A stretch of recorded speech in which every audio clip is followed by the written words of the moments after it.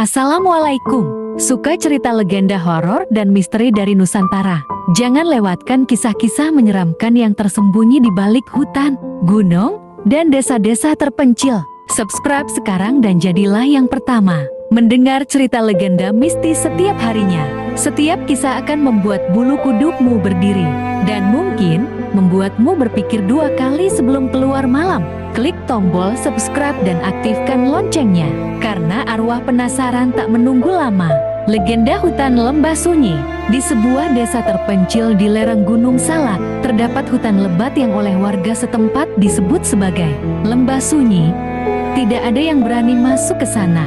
Setelah matahari tenggelam, konon, hutan itu dihuni oleh arwah seorang dukun perempuan bernama Nyai Purnama yang dibakar hidup-hidup oleh warga desa karena dituduh mempraktikkan ilmu hitam. Menurut cerita yang diwariskan turun-temurun, Nyai Purnama dulunya adalah tabib desa yang sangat dihormati. Namun setelah kematian mendadak beberapa warga tanpa sebab jelas, orang-orang mulai menuduh Nyai Purnama sebagai penyebabnya. Mereka mengatakan ia melakukan pesugihan dengan tumbal manusia. Warga menyeretnya ke tengah hutan dan membakarnya hidup-hidup.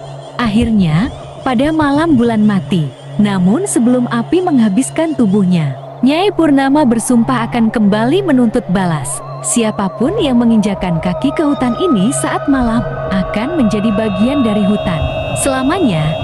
Katanya dengan suara serak sebelum tubuhnya berubah jati abu. Sejak saat itu, orang-orang yang masuk ke lembah sunyi saat malam tak pernah kembali.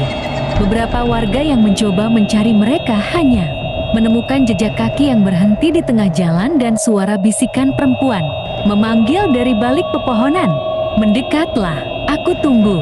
Yang paling terkenal adalah kasus seorang pemuda bernama Ardi. Ia menantang teman-temannya untuk bermalam di lembah sunyi sebagai bukti bahwa cerita itu hanya mitos. Malam itu, ia merekam perjalanannya dengan ponsel. Namun yang ditemukan keesokan harinya hanyalah ponsel tersebut tergeletak di bawah pohon beringin besar. Rekaman terakhir hanya menunjukkan Ardi yang berjalan pelan, tiba-tiba berhenti, lalu kamera berputar dengan cepat, dan terdengar suara wanita tertawa. Sampai kini, tak ada yang tahu di mana Ardi. Namun warga percaya, arwah Nyai Purnama telah mengambilnya sebagai korban berikutnya.